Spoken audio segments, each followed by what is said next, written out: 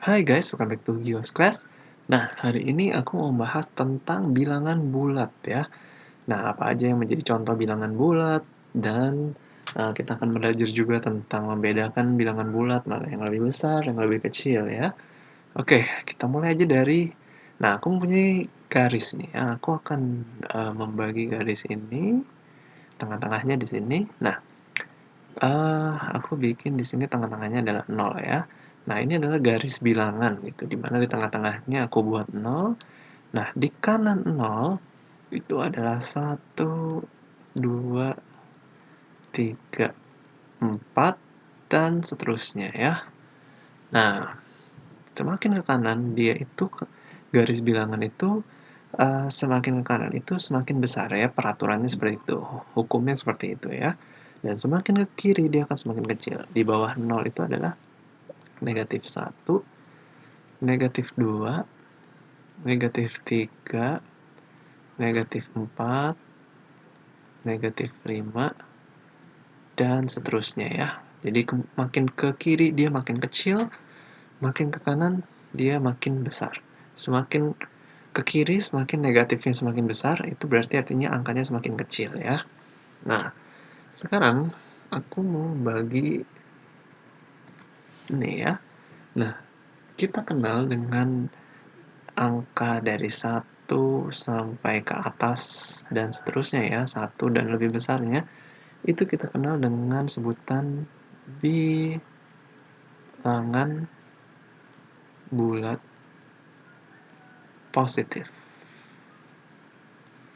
Nah, lalu kalau ke bawah 1 minus 1 dan ke kiri ya, minus 1 dan lebih kecil lagi angkanya. Nah, ini adalah bilangan bulat negatif.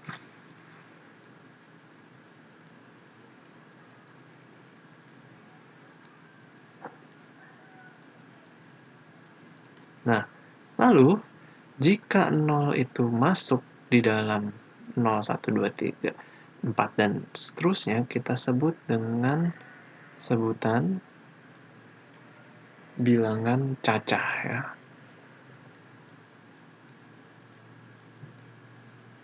Nah, jadi maaf, kegeser ya ininya.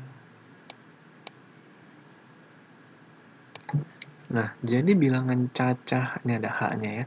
Bilangan cacah itu adalah gabungan antara bilangan bulat positif dan 0. Jika 0 tidak termasuk di dalamnya, maka hanya bilangan bulat positif saja. Tapi kalau bilangan cacah itu adalah bilangan bulat positif dan termasuk 0 juga gitu ya. Nah, lalu ada cara penulisan yang kalian harus pahami dan cara penyebutannya.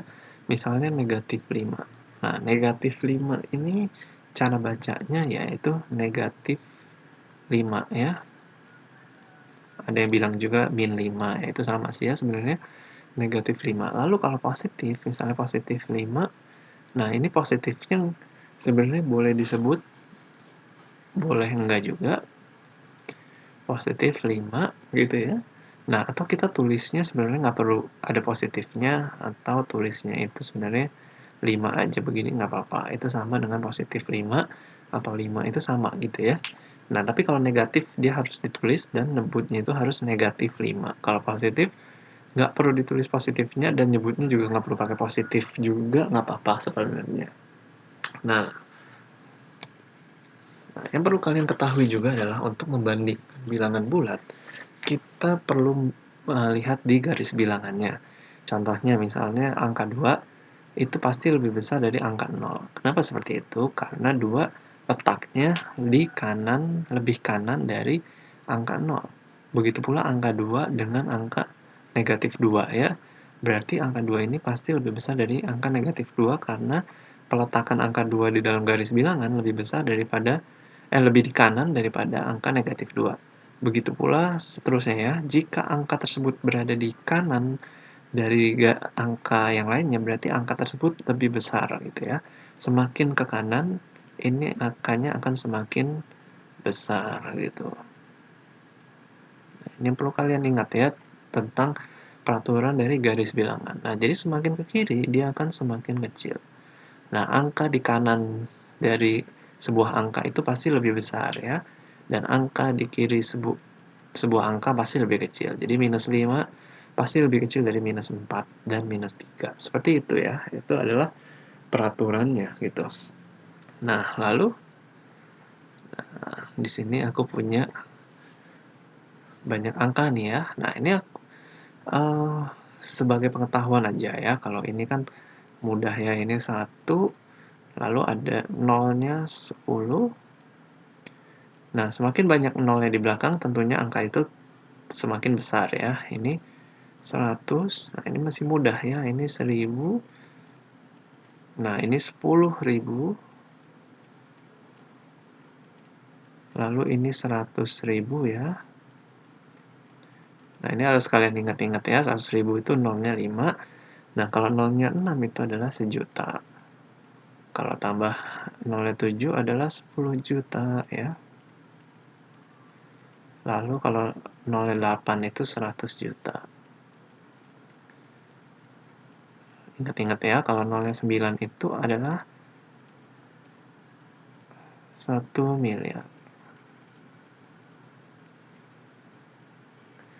Oke, lalu kalau nolnya 10 berarti 10 miliar, nolnya 11 berarti 100 miliar. Lalu kalau ini nolnya 12 berarti 1 triliun ya. Semakin nolnya banyak, otomatis dia semakin besar angkanya. Nah, lalu misalnya aku kasih soal nih ya, misalnya seperti ini. Misalnya 47.653 dan misalnya 8.699. Menurut kalian, manakah yang lebih besar, angka 47.653 atau 8.699? Nah, yang jawaban yang lebih besar adalah angka 47.653 ya. Alasannya karena seperti ini. Karena 47.000 ini memiliki 5 angka penyusun ya. Ada 1, 2, 3, 4, 5. Nah, sementara 8.699 hanya ada 4 angka penyusun. Nah, semakin banyak angka penyusunnya, semakin besar bilangan tersebut gitu ya. Nah, itu adalah alasan yang pertama. Nah, alasan yang kedua adalah ini angka pertamanya ini adalah 40.000 ya. Nah, sementara ini adalah 8.000. Jadi jelas kita bisa lihat bahwa 40.000 itu pasti lebih besar dari yang namanya 8.000. Oke. Nah, soal yang kedua, misalnya seperti ini ya. 8.592 dan 8.631. Nah, manakah yang lebih besar?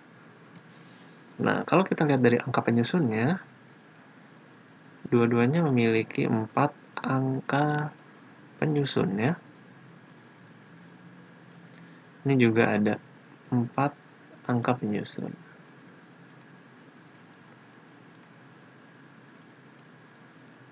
Nah, jadi sama-sama 4 angka penyusunnya. Nah, sekarang cara kedua, lihat depannya ya. Paling depan itu apa dia? Nah, ini dia paling depannya adalah 8.000.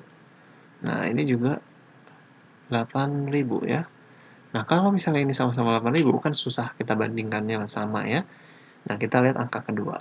Nah, ini adalah 500. Nah, namun ini adalah 600. Nah, 600 lebih besar daripada 500 ya. Nah, berarti angka 8.631 lebih besar dari angka 8.592. Oke. Nah, seperti itulah cara melihat manakah angka yang lebih besar dari angka penyusunnya, dan lihatlah dari satuannya ya. Ini apakah ribuan, ratusan? Nah, terus bandingkan juga jika ribuannya sama, bandingkan angka setelahnya. Mana yang lebih besar ratusannya, yang ini atau yang ini gitu ya. Nah, begitulah cara untuk melihat manakah bilangan bulat yang lebih besar. Oke guys, kalau kalian masih ada pertanyaan, kalian boleh tulis di kolom komentar. Thank you guys for watching this video. See you again in the next videos.